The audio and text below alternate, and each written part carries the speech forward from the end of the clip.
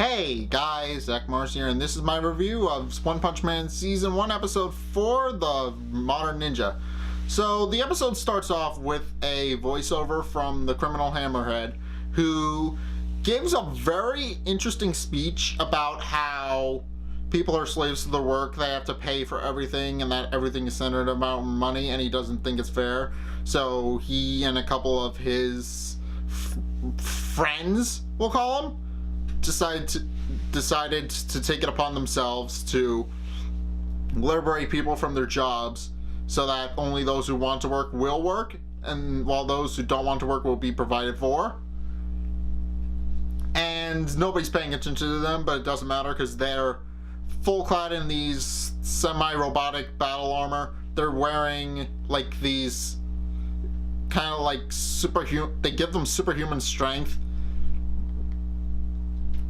And they decide to march on the tower, on the home of the millionaire Shigeru to make their point and get the building wrong, which is what causes people to just freak out. Meanwhile, the hero Moomin Rider, who was rescuing a balloon for a kid from a tree, sees the destroyed building and heads toward the crash site. And also, meanwhile, Saitama is at home. He's just woken up from a nightmare about playing rock, paper, scissors with somebody who has a booger on their finger. It's probably one of the funniest scenes you will ever see in this anime ever. And he turns on the news to find out about the Paradisers. He goes about his day, and then he decides not to get involved until they mention that every single one of the Paradisers is a shaven head, and that anybody who has a shaven head should be avoided at all costs. And at this, Saitama just decides to go beat them up for personal reasons so that they stop making a bad name for him, so he's not labeled as a villain, and heads off. He initially gets lost and is labeled as a villain until and then Shigeru, who realizes that he's being marched on, is told that they should evacuate, but he's like, no, I'm not gonna evacuate. This is my house. And then and then his paid bodyguard, Speed Sonic, shows up, who, as his name implies, can move at supersonic speed. He volunteers to take care of the Paradisers and kill them all so that he doesn't have to worry, because fortunately enough, he was on payroll. And so Sonic ambushes them at the woods in between the two buildings they were marching toward, and proclaims that he hasn't let a single person live, not one, and that if they value their lives, they should give up. And Hammerhead initially dismisses him and sends in his guys to attack, and Speed Sonic decapitates every single one of them. And so yeah, obviously Hammerhead might be a little bit screwed. So Hammerhead goes all out, tries to crush Speed Sonic with some rocks, and Speed Sonic is smiling with glee, which he claims is a bad habit, because when he gets into a fight, he gets really excited and can't control his face. And Hammerhead is just chucking rocks at him, and this is actually what gets Saitama pointed in the right direction, because he figures out where they're headed next, because they accidentally shatter a piece of a building that people call the Golden Turd, because it has a big golden swirl on the top of it that looks like a giant turd. It's pretty obvious why it's called that. So, and he's being called a terrorist. Meanwhile, also, I forgot to mention that Moomin Rider tried to stop them. It's not really important. He tried to stop him, but he got mowed down almost immediately, so it's not really much important. A very important scene.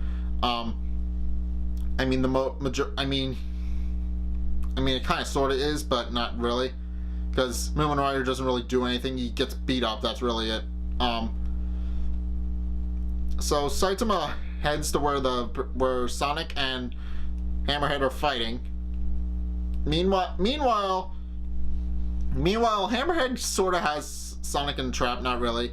His plan was to get Speedside Sonic to go in one direction so that he could crush him with a tree. Didn't wind up panning out, but whatever. And Speedside Sonic nails him in the back of the head with one of his little throwing things. I don't know what they're called. Not a shuriken. One of the little throwing daggers. I don't know what they're called. And initially believes Hammerhead to be dead until it's revealed that Hammerhead has a skull several times thicker than that of a normal man's and was able to get away without a problem until he's confronted by Saitama. And Saitama points out that he's a hero for fun, he's not going to join the Paradisers, and he's going to beat him up for personal reasons, and then asks where the rest of the crew is. Meanwhile, Hammerhead has stopped listening after finding out that Saitama is a hero. Tries to punch him in the face. He does succeed, but Saitama doesn't flinch and says that the suits are kind of boring because they only give you super strength, so it's not really all that big a deal. So Hammerhead gets enraged, goes all out with the suit, and tries to flatten him with windmill arms, and at this point Saitama decides to take pity on him because he reminds Hammerhead a little bit like of himself, and shatters the suit and decides to spare him as long as he promises not to be bad anymore. So he runs off to get a job.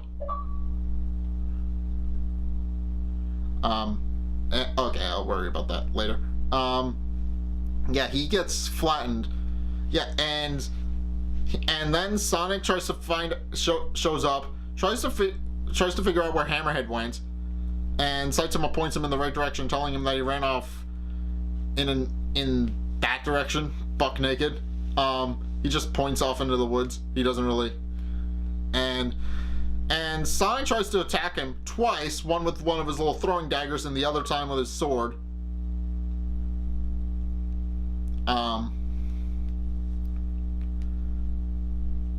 And gets attacked. And Sonic is upset because he had been training his whole life. He grew up in a ninja village and had been training his whole life to take down any opponent. But Saitama basically blocked two of his attacks like it was nothing, even though Saitama was just kind of doing his thing, didn't really care at all. And Sonic tries to attack Saitama with his fancy footwork where he runs around him jumping off trees in a circle. But Saitama immediately finds out where he's going. As soon as he jumps at him, he turns immediately toward him. Sonic tries to windmill kick him, and Saitama accidentally punches him in the groin. And then there's a little cutaway panel called "Technical Difficulties. Please stand by." That was kind of funny. Yeah, it's kind of funny. I mean, and basically Sonic vows to make Saitama his eternal rival until he beats him. And they exchange names, and Sonic runs off to go train, and Saitama encourages him, which is kind of amazing. And meanwhile, Genos is talking to Dr. Kuseno about Saitama and how he wants to be able to be as strong as him one day. And Dr. Kuseno confirms that he has a certain thingamabob set up for him. He's trying to build a set of arms that will enable him to keep up with his friend, if not surpass him. To which Genos is very happy and is waiting to test him out.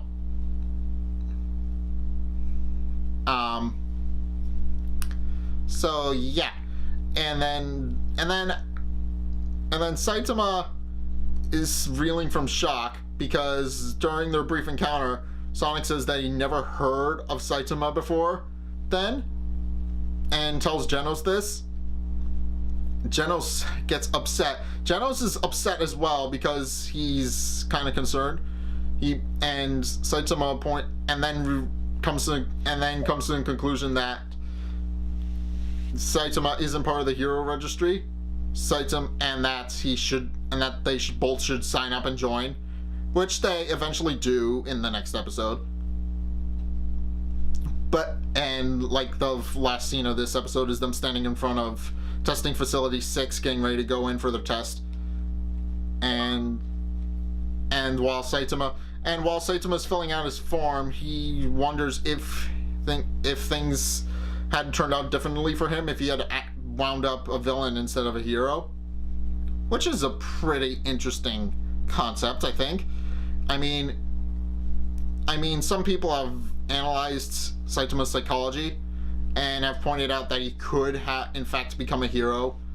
He would have, in fact, become a sort of villain. Like, basically, you remember how in the first episode I said he had a premonition dream about him fighting a bunch of enemies he could actually face?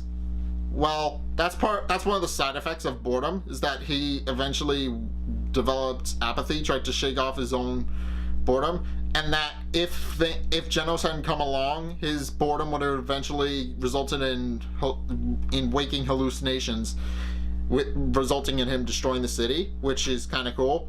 I mean, it's kind of terrifying how close he came to actually doing that.